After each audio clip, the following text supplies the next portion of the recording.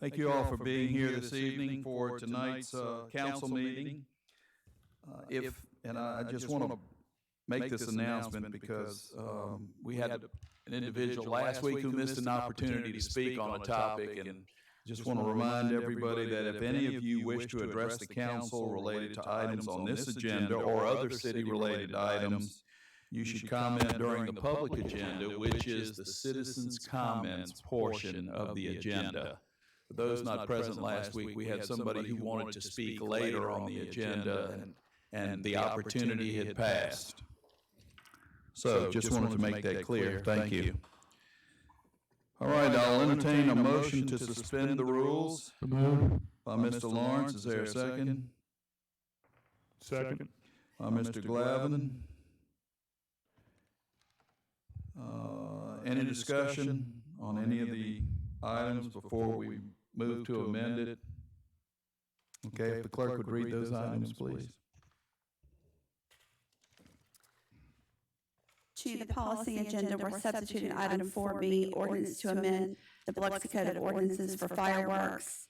Consent agenda, we're substituting item 5O, exhibit 2 only, resolution for vacation of easements on the property of Community Bank of Mississippi.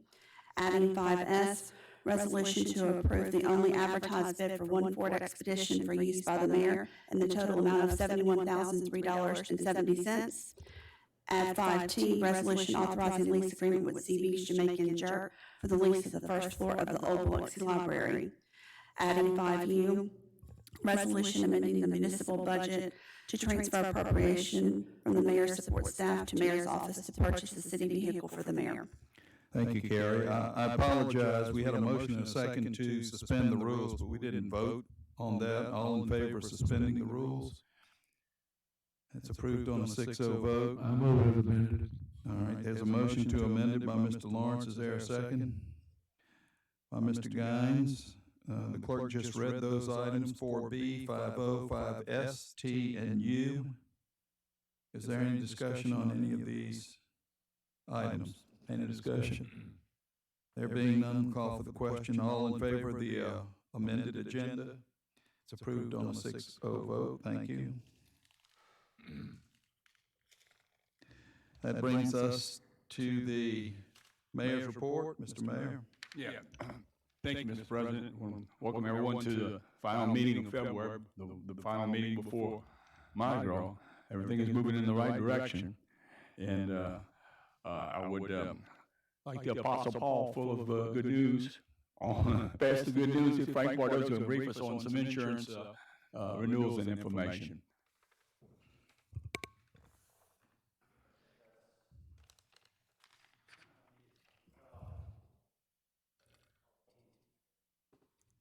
Should be on. You may have to hold it a little closer, Frank. Okay. There we go. Thank you. At the budget hearings this past year, we talked about the hardening of the market. The market has continued to harden, and it's almost as bad as it was post-Katrina. And so we've been talking to the administration over the past several, actually over a month, on working on values of our buildings, as well as some of the assets that we may have that we may want to remove from the schedule for various reasons. But we're going to have to get you're going to have several options to look at. And I will say that in working with the administration and the insurance committee over the next several months, there's going to be a lot of changes to your program, a lot of changes in carriers. And so we're going to continue to meet with y'all. I'll probably see y'all several times prior to renewal.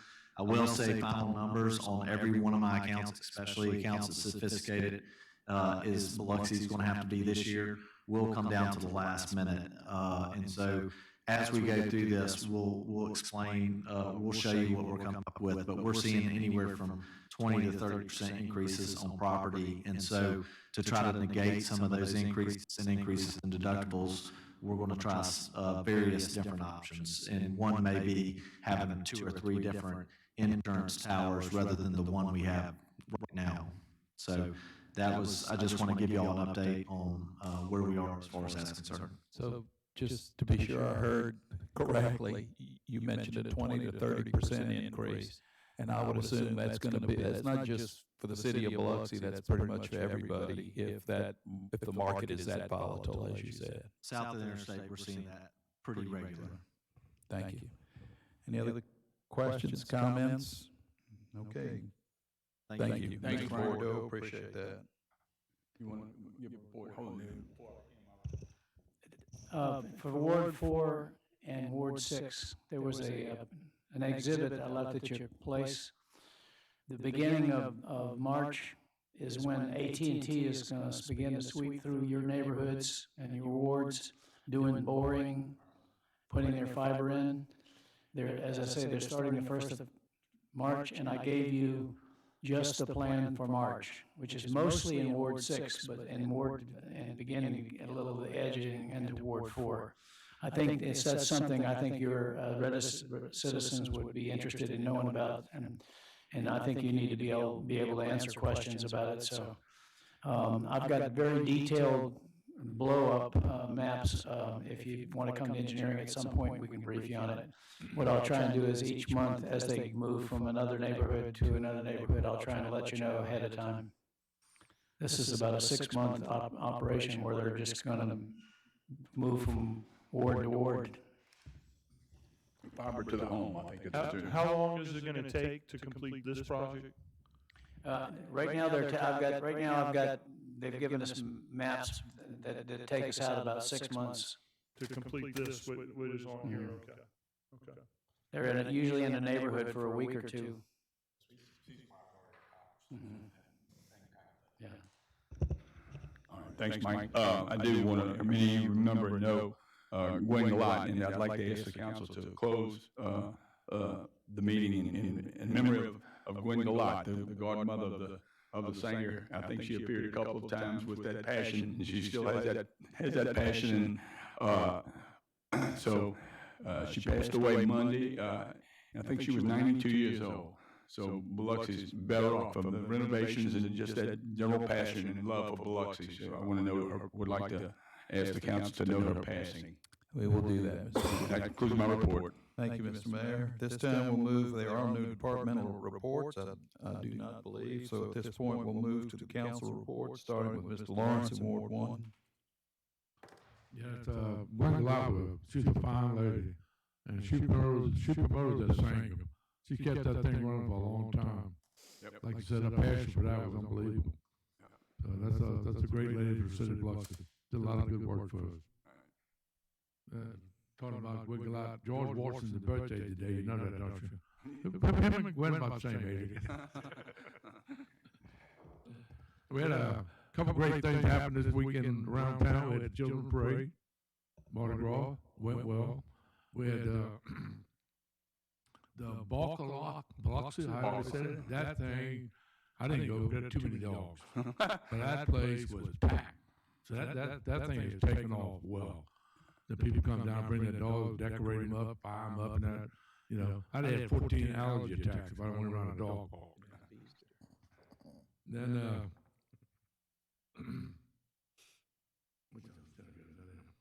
we got Big Neptune coming. That's Saturday night. There's kids bringing his whole crew, about 800 of them. So we're going to pack the city of Biloxi. That's turned into a great event for Friday night, Saturday night, excuse me. And it brings a lot of people downtown to do quite well. And you just go right up to the IP and party until Mardi Gras Day, Tuesday. So that's a good thing, right? Oh, good.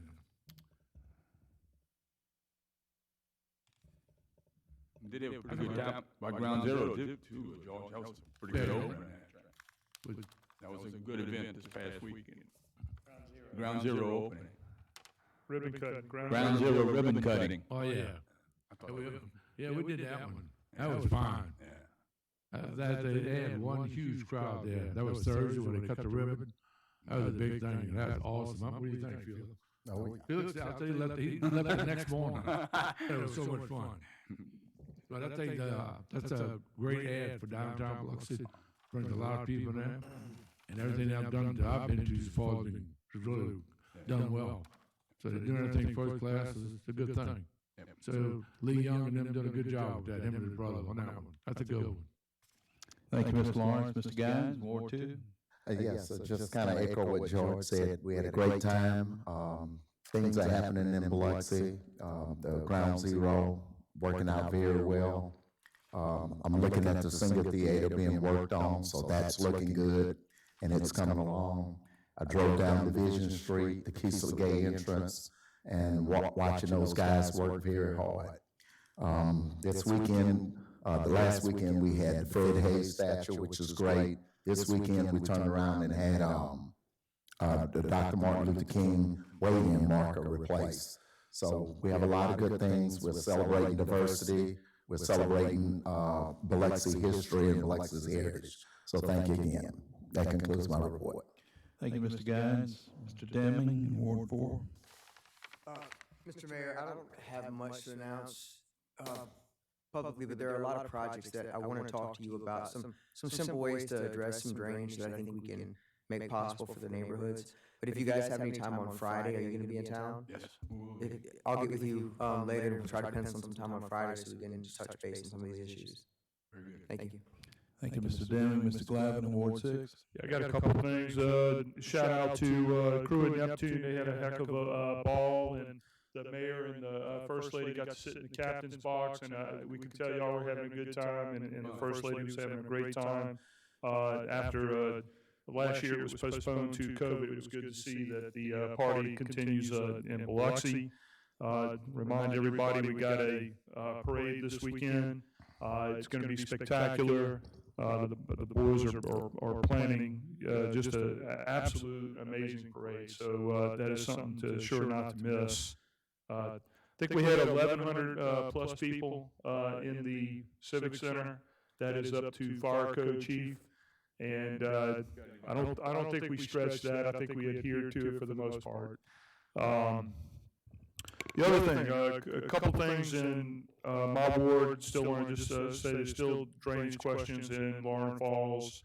I know that's going to be transitioning to Councilman Deming's ward and authority, but I just want to make sure that's a loose end. That I want to make sure we button up, and we do have a plan for that. I'm still getting a few emails. I told them just be patient. We're aware of it, and we're working on it. Speeding issues, getting a few calls by the new RV park in the neighborhoods by that area. So that's still something in contention in that particular area. That's the Kimbrough area, Chief. So it seems like they're still experiencing problems down that corridor. Another thing I want to bring up is recently at the last meeting of the Hotel and Lodging Association, we invited DOR to come and speak and try to clarify some of the these audits or some of the tax consequences with the tourism and occupancy taxes. The original intent of the state legislature was to create a occupancy tax on hotel room revenue. And so there's a 7% state tax. There's a 5% occupancy tourism tax that's added on the room rate. The DOR is now taking that over and has interpreted it as other ancillary revenue and tying it to hotel room revenue. And that's not fair because the original intent was for it to be on room rate only. I'm not opposed to putting it on other ancillary revenues, but hotels have customarily, and I've been in the business 40 years, have placed that 5% tax just on hotel room revenue and submitted the taxes appropriately to the state. Everything's been fine, but now you have DOR auditors coming down and interpreting the intent of the legislation, and they say if it's not included or if it's not excluded, then that's how they're interpreting it. So in other words, Jackson County excludes meeting rooms specifically in their legislation. So they've interpreted that it doesn't include it. Harrison County did not specify that meeting rooms were excluded, but again, the intent of the legislation was on a room tax for room revenue, not pet fees, not pool passes, not meeting rooms, not toothpaste, or any of that other stuff. And so when we were having discussions, and she said, well, it's not included, so therefore or it's not excluded, so therefore you should pay it. I pointed out that Vicksburg does specify in their similar legislation that they include everything. So you can't say this county excluded it and this county didn't include it, so you say, I'm gonna include everything because they didn't do it. So I'm getting to a point here. The Harris County Board of Supervisors has a resolution that they're gonna submit to the state, that it is their understanding of Harris County Board of Supervisors that the intent of that legislation was to be on room revenue only. I would ask our president, maybe in future, maybe in our next meeting, that we consider a similar resolution coming from the city of Biloxi.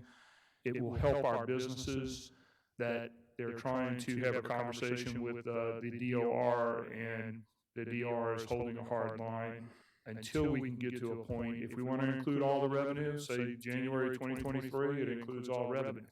But until we get to the point, it's not a good thing to penalize the industry. And by the way, this was a self-imposed industry tax that the industry, the hotel, back then it was the Gulf Coast Hotel and Motel Association, and they asked Jackson to put this self-imposed tax to go to the Coliseum and go to the Tourism Commission to promote and fill more beds and to make us more successful. So I would ask that our president take that up and maybe converse with Beverly Martin. She's very aware of the details. Mr. Mayor, if we could you check with the county and maybe draw up a companion resolution that might be on a future agenda? I don't believe they're going to meet till, the first Monday? I think in March, maybe next, a couple of weeks from now. So either on the March 8th agenda or maybe the 15th. Maybe we could have something. And I have a copy of their draft resolution, but I mean, you can ask them as well, but I have a copy of it. I'll forward it. Thank you, Mr. Mayor. Anything? And that concludes my report. Thank you. Thank you, Mr. Glavin. Ward 6, Mr. Barrett, anything? I have no report. Thank you, Mr. Barrett. Just a couple of things. I heard mentioned a possibility of a job fair, and just in asking around, everybody's looking for employees, but it might not be a bad idea just to maybe have on a weekend or 2 weekends for a couple of hours. Just I think we have some things playing on the radar, but we would need to maybe go a road trip is what we kicked around Monday. Outstanding. So it's time. We're all struggling to. We put a lot in the budget to get the staff up to do a lot of the things that we're challenged to do, and it's time to double down. We need to push. Appreciate anything you can do in that respect. I think we have good benefits. We've got better pay. I think we just need to get the word out. And it should not be a problem getting new folks. Come check it out. Just have an observation. I know the police department met with Cy Easterly last Friday dealing with some insurance issues and questions, and it was very informative, and I would urge the other department heads to do the same thing. Just all they have to do is contact Cy and set up a time for him to come in and speak with staff. I think he was very well received. There were a lot of hard questions, a lot of good questions, but he was able to clear up some misconceptions and also let those employees that he was speaking with know that some things are being worked on, some things have been corrected, and some things still need to be corrected. So that was a good thing, and I would encourage the other department heads to do the same. Again, a Ward 5 meeting Wednesday, March 9th at 6 o'clock at the Snyder Center. The world is welcome. Be safe and have a nice Mardi Gras, but do be safe. And I want to alert my colleagues here on the council that we're looking at an executive session somewhere later in the meeting. So I just want to let you know that. Ms. Newman, any report from Ward 3? Okay, thank you. That brings us to the public agenda.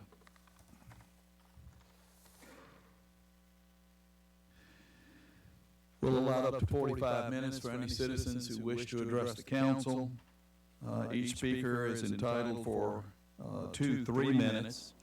Again, this is that time of the council meeting where if you want to just comment on the city or action or inaction or heartburn dealing with city issues, now's the time to do that. Or if you wanted to comment on some of the items on the agenda, that we'll be discussing later. Now is the time to make those comments. If you're here, we have one code enforcement issue. If you're here for that, there'll be a separate hearing for then if you wanted to speak about code enforcement.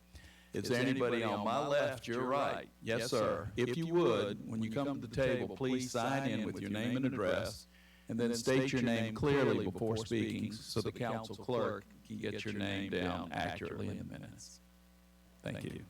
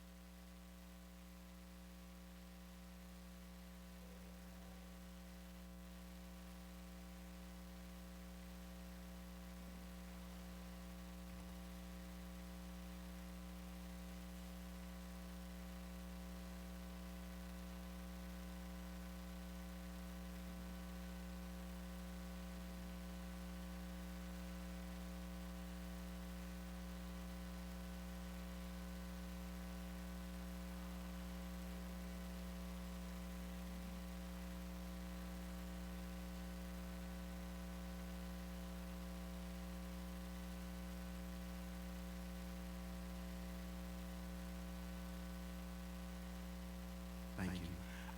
But I'm so grateful that we did. From where we're from, it was a room like this that we were in, and we held our ministry services right in the chamber, the council chamber in California.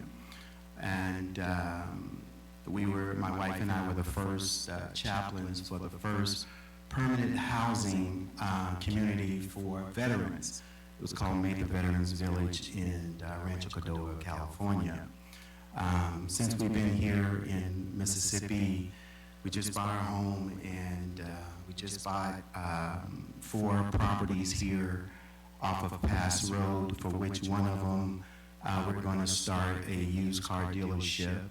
The other 2 are already businesses, and the 4th property is a rental property. I wanted to just say to everyone here that if there's anything my wife and I can get involved in and do to help make the city greater, or we certainly want to get involved in any way we can. I thank you for this time to introduce myself and my wife to the council and to everyone that's here, Mr. Mayor, and everyone else that's here. Thank you so much. And did you say your last name was Gibbs? Yes, sir. Dr. Kevin Gibbs? Yes, sir. All right, thank you, Dr. Gibbs. Anybody else on my left, your right, who wishes to address the council? Anybody on my right, your left? Anybody in the back? Anybody in the room? Last call. All right, thank you. That closes that portion of the agenda, citizens' comments. That brings us to the policy agenda. If the clerk will read item 4A, please.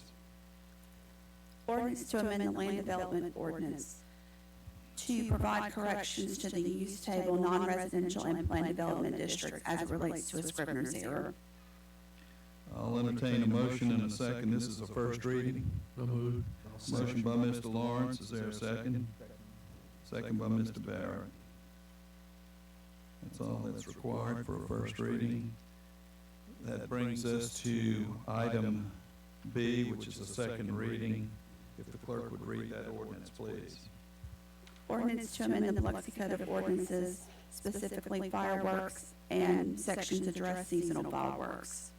Thank you. The motion was made by Mr. Lawrence, and the second was by Mr. Glavin. Mr. Lawrence, any comments or concerns? Jared? Kind of give us an update, because any changes, I need to adjust some of the feet, the 300 yards and that, I mean, so, anything else we need to know? Okay, nothing has really changed since the council tabled these recommendations over a year ago. We did make some corrections today that were just for common sense purposes. There was a reference in there to the fireworks having to comply with the 2018 International Fire Code. And what we did is change that language to say the currently adopted fire code so that we wouldn't have to go in every 3 years and change the year. We've since adopted the 2021 fire code. Also, there were a couple of other things. One was there was a typo in there that said that no fireworks could be fired within 300 feet of a railroad depot or a warehouse. According to state law, that should have been 300 yards. So we made that correction since the last time. And then the last thing that was in there had to do with the distance from a church. And the original recommendation was for at least 1,000 feet from a church.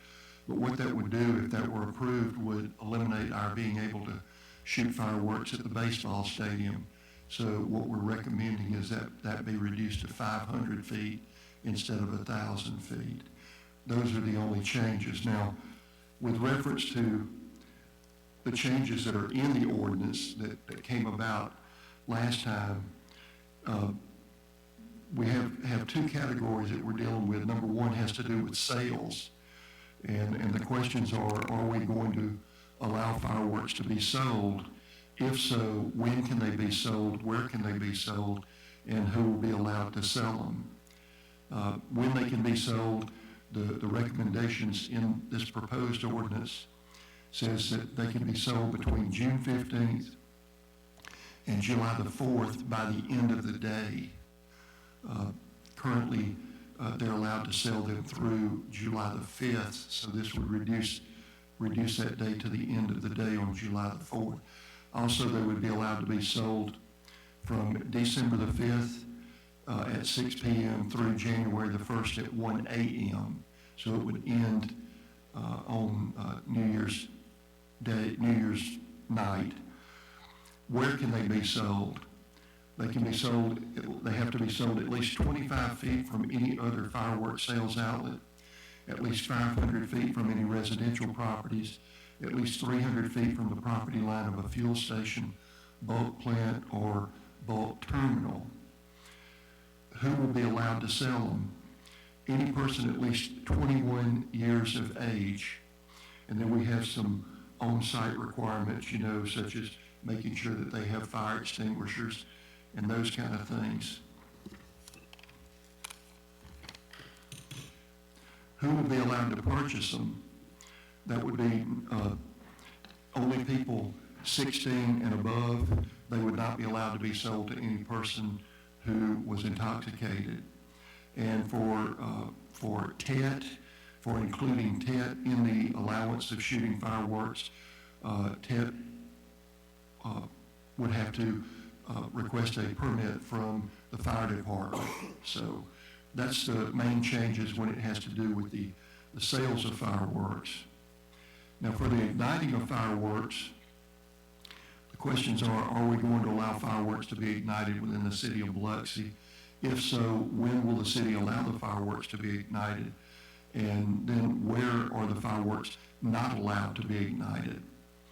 So when will the city allow fireworks to be ignited? If this is approved, they'd be allowed on the 4th of July. They'd also be allowed on December the 31st after 6 p.m. until January the 1st. And they would be allowed to be fired for the first, second, and third day of TET, only in conjunction with the dragon dance.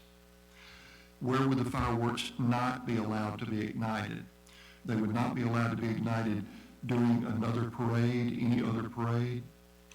They would not be allowed to be fired during any public assembly unless they have a permit permitting that from the mayor. They would not be allowed to be shot toward any person, animal, or vehicle, nor from a motor vehicle. They would not be allowed to be ignited within 500 feet of a church, school while in session, or during a church or school-sponsored event, a hospital, an asylum, or within 150 feet of where fireworks are offered for sale. They also would not be allowed to be ignited upon any street, sidewalk, alley, public place, or elsewhere in the city except the 4th of July, the Dragon Dance for Tet, December the 31st between 6 p.m. and January the 1st at 1 a.m. And then 300 yards from any railroad depot or warehouse, and that's according to the Mississippi statute that governs that. So those are the changes from the ordinance that's already in effect. Everything else that you're reading in the ordinance that you have is already in the language. What I did was just highlight the changes that are being proposed. Fire Chief, what's your opinion on the rules and regulations we're trying to put forward?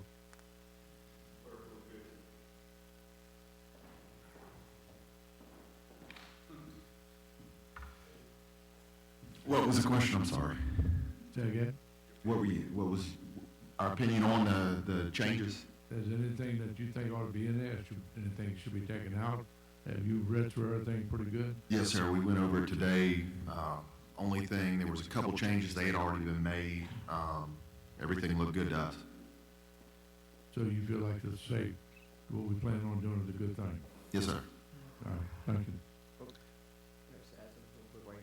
Chief, I think there was one change that I don't think has been made. You mentioned that you were concerned with the 150 feet from places being sold, and we were going to offer an amendment to change that to 300 feet. Correct. That was the only thing, and then the applicable fire code, the international fire code, whichever one we've adopted. When it gets back around to me, I'll make that amendment, or I'll offer that. That's all I have. All right, let's see, we had a second by Mr. Glavin. Any comments, Mr. Glavin? I have none. Any other questions or comments? Mr. Guy? Say anything about gas stations? I was just curious. It does, yes. I actually read over that.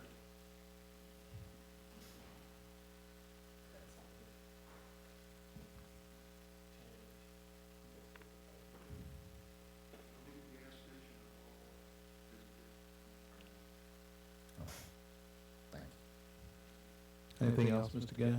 Ms. Newman, anything? Mr. Deming? Yeah. A couple of things. I have a couple of amendments I'd like to offer, but when is TED? The reason I'm asking is I noticed that the days allowed to sell fireworks for 4th of July is only 20 days, whereas in December we allow for 27 days. I personally think more fireworks are purchased and utilized during the 4th of July celebration than January 1st, so I was curious to know why that differentiation in time occurs.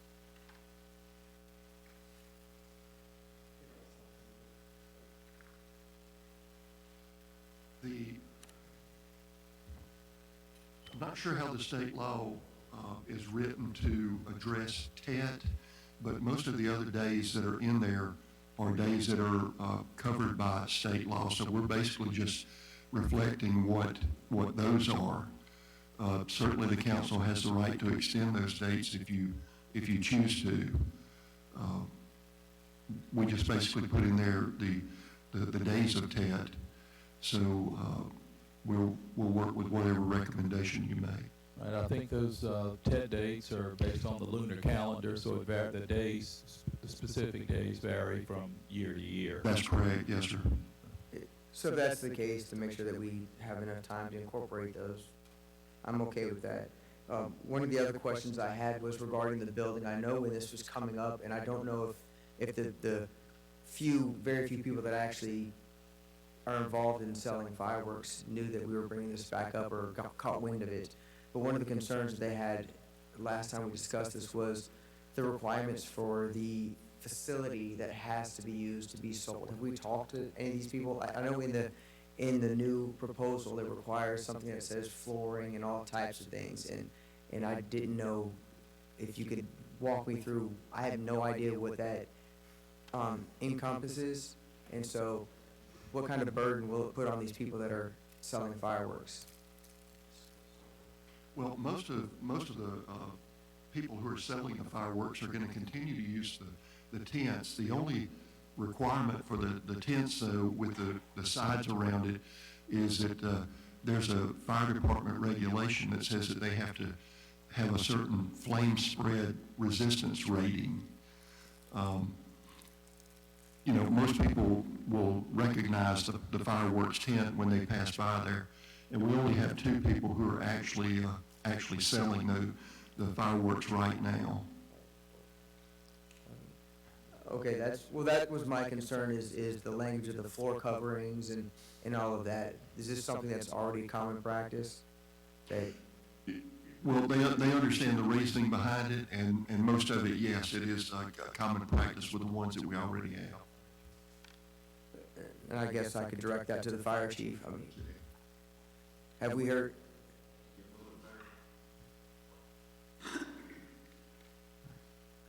What's your question? This, the tents that are used with the gentlemen that are selling fireworks within our city, do they now comply with what this code would require? Yes, they do. They reply.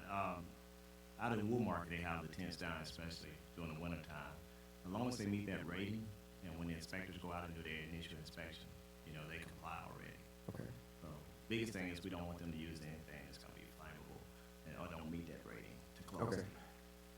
Thank you. Lastly, and I expressed this concern last time we brought this up again, was just the change from 18 years to 20 years, allowing people to work during these special holiday times to make a little extra money. We were restricting 18-year-olds and 19-year-olds and 20-year-olds from being able to work at a fireworks stand. And is there any reasonable basis for this other than we think that maybe you're not mature enough at 18 and you are at 21? One of the things that the current ordinance states is that we just have to make sure that if fireworks are being sold or ignited, that there has to be some reassurance with the mayor that that's being done by a person capable of it. Certainly, the city council has the authority to change that if you feel that that's out of line. But we went with the 21-year age because we thought it was logical. Well, I think the 21-year age only refers to being able to sell the fireworks. It doesn't have anything to do with igniting them. Right. So I'm going to offer an amendment to amend section 23-4-3, subsection D, subsection 8, subsection M, subsection 1, to remove the proposed amendment from 18 to 21 and just leave it at 18.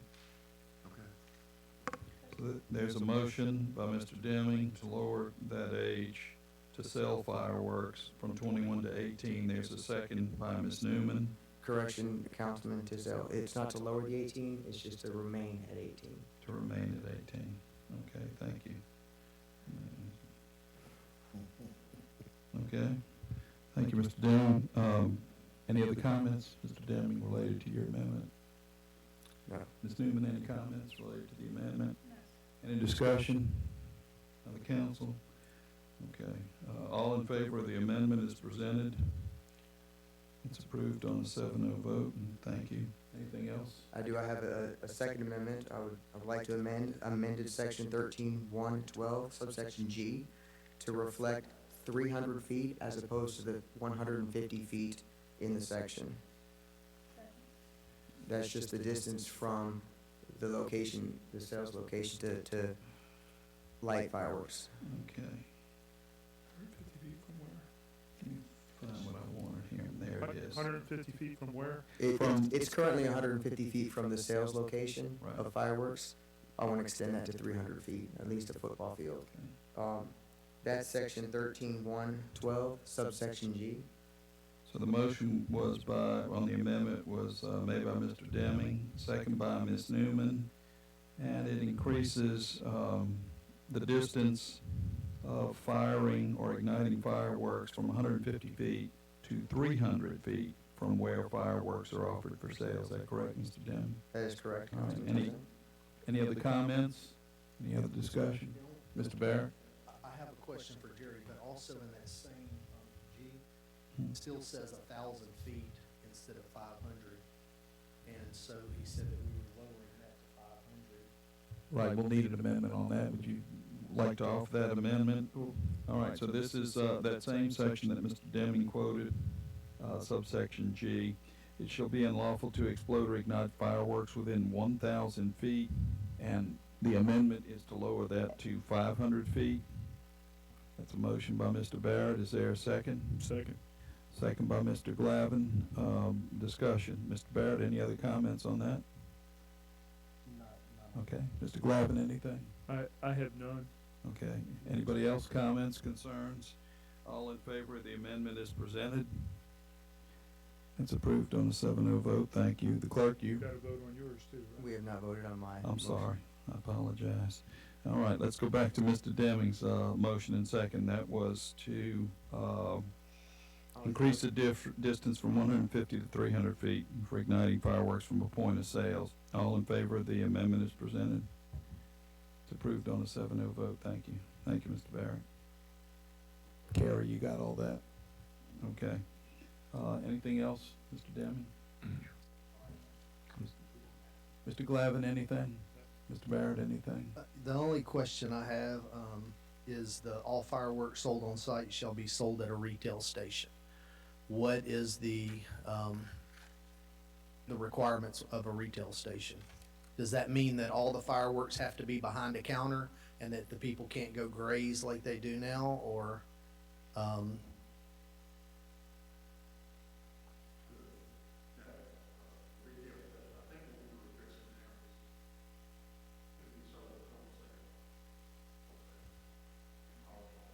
okay, so we're still going to allow the fireworks to just be out in the open for everybody to walk through? All right. Should be. Mr. Lawrence, you had a question or comment? One question, Jerry. You said you had 2 people selling fireworks? Yeah, 2 people selling fireworks, you said? Yes, sir, we only have 2. You know, when this was approved in 2014, it was done as a conditional use in RB zoning. And since then, we've only had 2 people who have actually come in and applied and met the qualifications for it. So there's one at Cedar Lake Road and Pops Ferry, and then there's another one at Parker Creek Road. That's the only 2 that we have. We're not limited to 2, though. No, sir. There are distance requirements, you know, from each other. So if someone else came in, we would check to make sure that they met those distance requirements. What are the requirements from distance from each other? It's You're talking about 2 fireworks stands. Can that be how close? 2,500 feet. Okay. Yeah. All right. Anything else? Any other comments, questions? There being none, we'll call for the question. All in favor of the motion as amended? It's approved on a 7-0 vote. Thank you.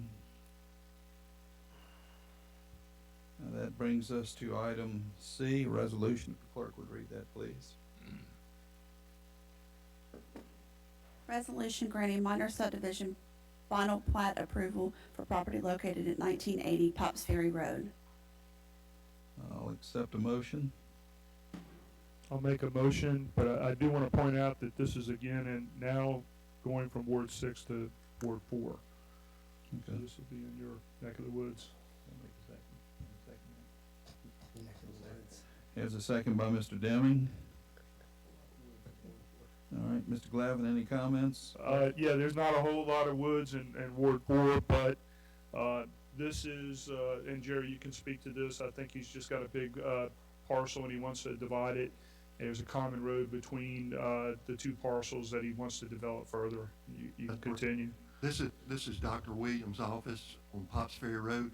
He has a piece of property that's a little over an acre, and basically what he wants to do is to divide it into 2 lots, which he meets all the requirements for doing that, because he has a proposal for another office to be built on one side, so we have no objection. Okay. Anything else, Mr. Glavin? Mr. Deming, anything? All right, any other comments, questions? There being none, we'll call for the question. All in favor of the resolution as presented? It's approved on a 7-0 vote. Thank you. That brings us to the consent agenda. Make a motion. I'll entertain a motion by Mr. Lawrence, a second by Mr. Guines. All right, we'll start with Mr. Lawrence. Any particular items? Yeah, we have Mike on G. We're looking at the municipal separate storm sewer system Are we having any problems? Are we just trying to upgrade it? Or what we doing with that?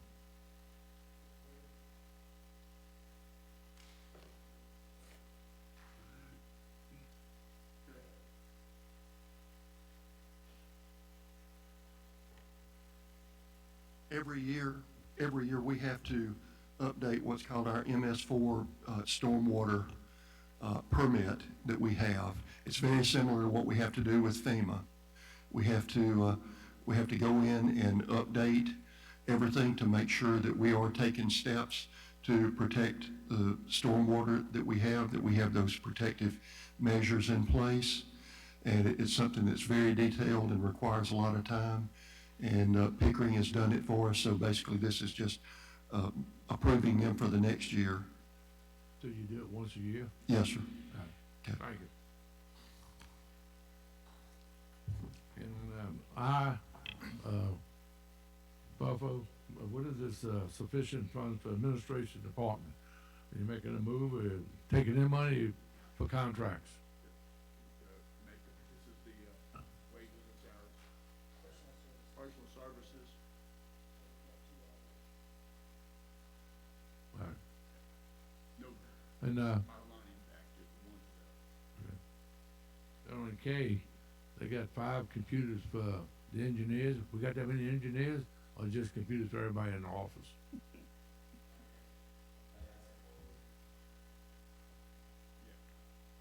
Say again? GIS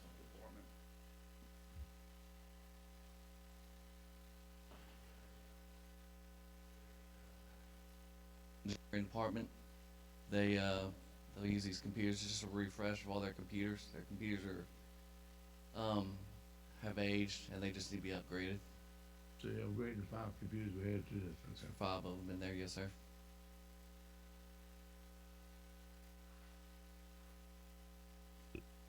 And the new truck we're buying, a call for you, Fofo. They said the price. Do we have trade-ins? Do you trade the old truck in, or? Oh, I think we're going to go to the PD and.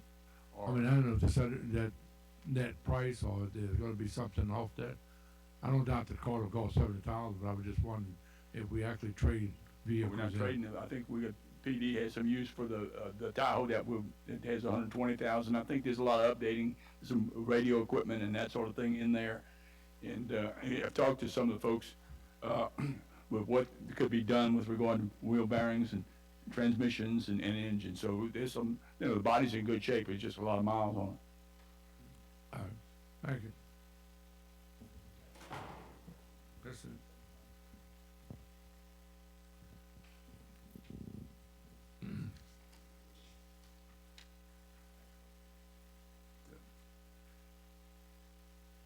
Anything else, Mr. Lawrence?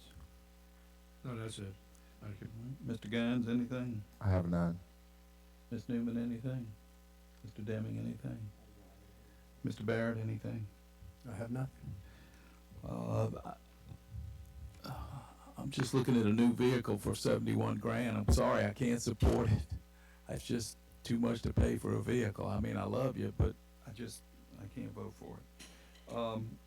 Do we have any other discussion for any other items or any additions on the agenda? Okay, there being none, we'll call for a vote on the agenda as presented, and then we'll come back for exceptions. All in favor of the consent agenda? It's approved on a 6-0 vote. Mr. Glavin is out of the room. Any exceptions to the consent agenda? None. Mr. Lawrence, any? Mr. Guines? None. Ms. Newman? Mr. Deming? Mr. Barrett? Okay, and my only exception is item 5S, that'd be the vehicle. Thank you. All right, that brings us to code enforcement hearings. There, I believe, is one. This time we'll open a hearing on the matter of Patricia Jane and Ralph Jones. This is 343 Forest Avenue. Mr. Creel. This property is still in violation.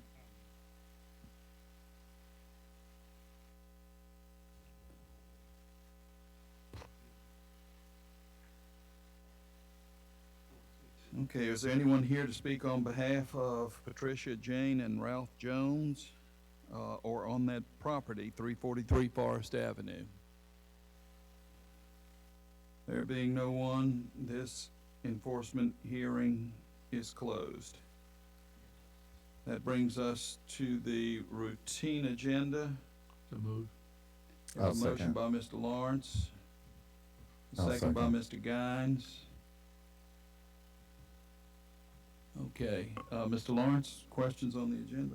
Walt, give us an update on how well we do with FEMA.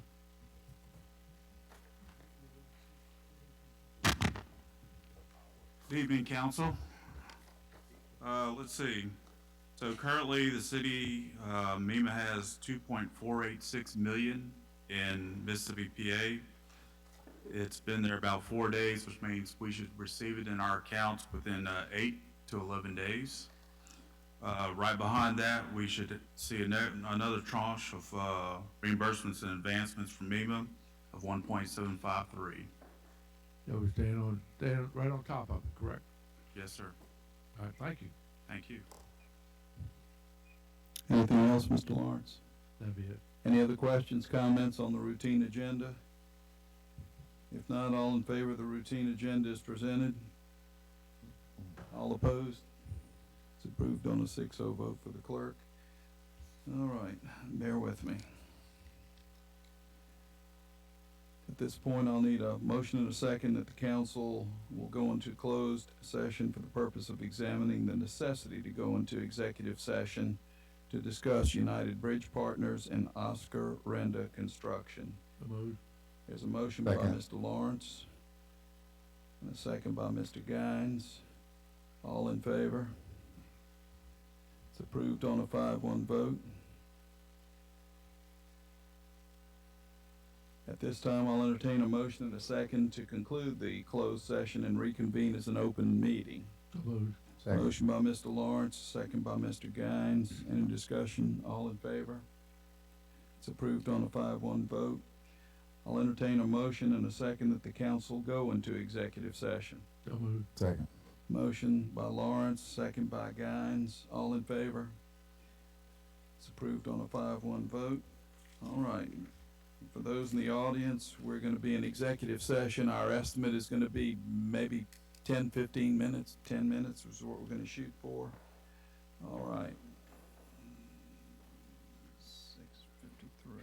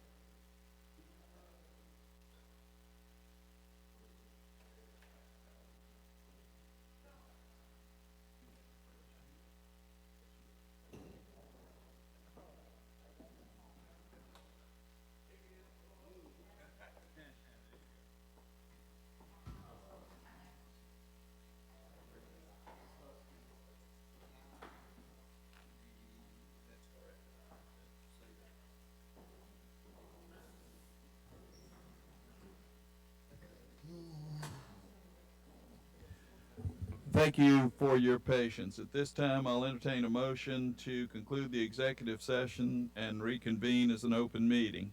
Motion by Mr. Lawrence, a second by Mr. Guines. All in favor? It's approved on a 5-6-0 vote. Thank you, Mr. Deming. I would note that there was no action taken in executive session. At this point, I'll entertain a motion. I move to close the meeting in name To of adjourn. Carmelita J. Henshaw Scott. In memory of Mrs. Gwen Galot. That's by Mr. Guines. Is there a second? By all of us? Second. Any other discussion? All in favor? It's approved on a 6-0 vote. Thank you all for attending. We're adjourned.